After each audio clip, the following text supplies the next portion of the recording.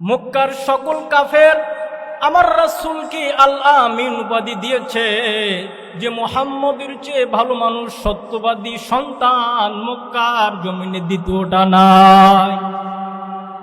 যেই সময় আল্লাহর নবী কালেমার দাওয়াত দিলেন, মক্কার লোকদেরকে বললেন, ও মক্কার লোকেরা, তোমরা যেই মূর্তির পূজা করতেছো এই মূর্তি তো তোমাদের বানাই নাই, বানাইছেন একজন আল্লাহ। অতএব তোমরা মূর্তির পূজা ছেড়ে দাও, আল্লাহ তাআলার গোলামি করো।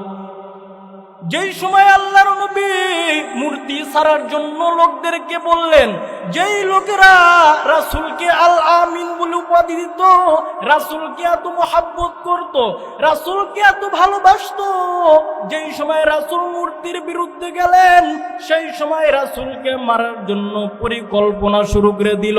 যে এই মুহাম্মদকে এত ভালোবাসি, মুহাম্মদকে আল আমিন উপাধি দিয়ে দিলাম, যে মক্কার মধ্যে মুহাম্মদের চেয়ে ভালো মানুষ দ্বিতীয় ব্যক্তি নাই। এই মুহাম্মদ দেখছি আমাদের বাপ দাদার ধর্মের বিরুদ্ধে যায়, অতএব এই মুহাম্মদকে দুনিয়া থেকে বিদায় করতে হবে।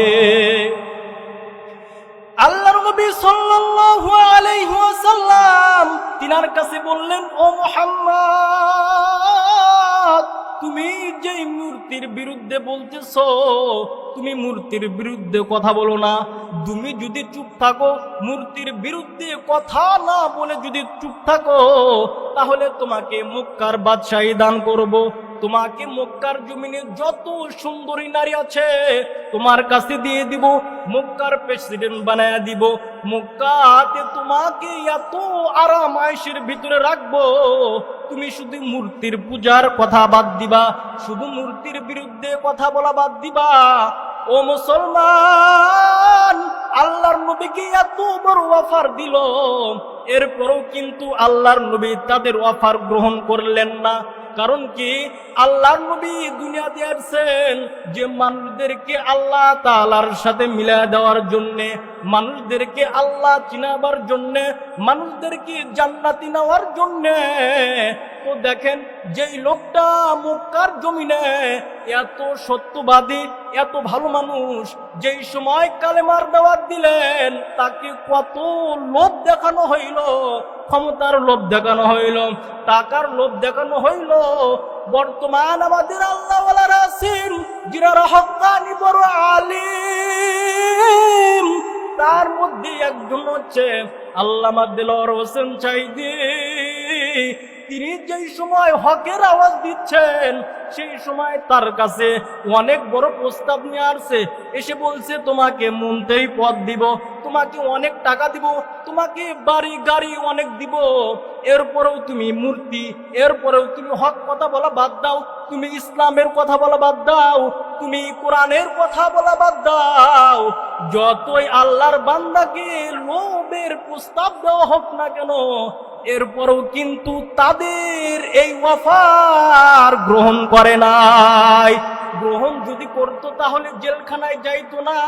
তো ভাই, এখন যদি এই জামানায় যদি কোরআনের পক্ষে কথা বলো, কোরআনের পক্ষে থাকো, হকের আওয়াজ দাও, তোমার উপরে মামলা হামলা আসবে। তাহলে তুমি কি করবা? পিছপাকি হইবা। আল্লাহ বলতেছে না, ওয়াসবির আলা মা আসাবাক, আল্লাহ বলতেছেন সবর করবা। আল্লাহকে বলি, ওগো মালিক, কেমনে সবর করব? সবর কিরকম ভাবে করব?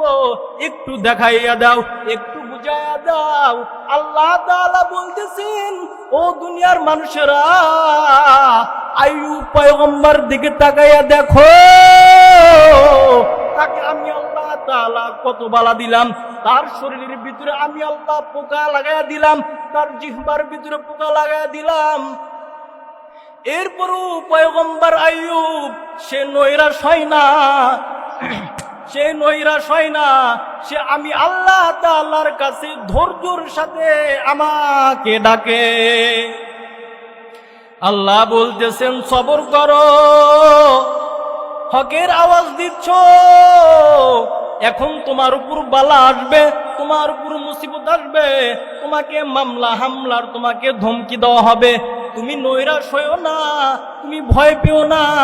সামনে পিছনে আছে দুনিয়ার জালেম, পিছনে তোমাকে দুনিয়ার জালেম তোমাকে ধাওয়া করবে, তোমাকে জেলের ভয় দেখাবে, তোমাকে ফাঁসির মঞ্চের ভয় দেখাবে। তুমি ভয় পেও না, আমি আল্লাহর সামনে আছি। তুমি সাহস নিয়ে, তুমি বুকের মধ্যে তামান্না নিয়ে তুমি সামনে আগাও, আমি আল্লাহ তোমাদেরকে মদত করব। তো বলতেছি ভাই, এই দ্বীনের কাজ মুসলমানদেরকে করতে হবে। আল্লাহ তাআলা বলেন, কুনতুম খায়রা উম্মাহ উখরিজাত লিন-নাস তা'মুরুনা বিল মা'রুফ ওয়া তানহাউনা আনিল মুনকার। আল্লাহ রাব্বুল আলামিন বলতেছেন, দুনিয়ার মানুষেরা শোনো, আমি আল্লাহ রাব্বুল আলামিন পয়গম্বর আদম আলাইহিস সালাম থেকে পয়গম্বর ঈসা আলাইহিস সালাম পর্যন্ত হাজার হাজার লক্ষ লক্ষ কওম প্রেরণ করেছি, হাজার হাজার লক্ষ লক্ষ নবী পাঠিয়েছি। এর ভিতরে কোনো নবীকে বলি নাই, কোনো নবীর উম্মতদেরকেও বলি নাই যে তোমরাই শ্রেষ্ঠ, তোমরাই উত্তম জাতি। কোন নবীর উম্মতদেরকে এই গ্যারান্টি, এই অফার দেই নাই। কেবলমাত্র মুহাম্মাদুর রাসূলুল্লাহ এর উম্মতকে শ্রেষ্ঠ বলে ঘোষণা দিয়েছি। কি জন্য শ্রেষ্ঠ বলে ঘোষণা দিয়েছে? ও ভাই, এই উম্মত দুইটা কাজ করবে, দুইটা কাজ যদি করে তাহলে সে হচ্ছে উত্তম জাতি, উত্তম জাতি, শ্রেষ্ঠ জাতি। এর মধ্যে এক নাম্বার তার কাজ হবে সে সৎ কাজের আদেশ দিবে। সৎ কাজের আদেশ কোনটা? যে মানুষদেরকে বলবে যে নামাজ আদায় করো, রোজা রাখো, পর্দা অনুযায়ী চলো, এটা হচ্ছে সৎ কাজ। আর অন্যায় কাজ থেকে বাধা প্রদান করবে, যে ইসলামের বিপক্ষে যাইতে চায়, সেই সময় তুমি যদি কালেমার পতাকা হাতে নিয়া তুমি যদি ওই জালেমদের সামনে দাঁড়াইয়া যাও আর যদি বলো এটা আল্লাহর আইন, এই আইনের বিরুদ্ধে গেলে তোমাদের বিরুদ্ধে আমরা যাব, এটা হচ্ছে অন্যায় কাজ থেকে নিষেধ করা। যদি এই অন্যায় কাজ থেকে নিষেধ করতে পারো তাহলে তুমি শ্রেষ্ঠ জাতি। আর যদি তুমি আমর বিল মারুফ যদি না করো, নাহি আনিল মুনকার, অন্যায় কাজ থেকে যদি তুমি বাধা প্রদান না করো, তাহলে তুমি শ্রেষ্ঠ জাতি হইবা না। বর্তমান মুসলমান তারা শুধু সুবিধাবাদ জিন্দাবাদ।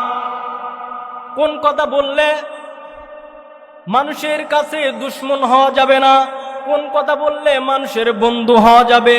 কোরআনের আইন তুমি গোপন করিয়া মানুষের মন গোছায় গোছায় চলতেছ, কিয়ামতের ময়দানে তোমাকে আল্লাহ তাআলা পাকড়াও করবে।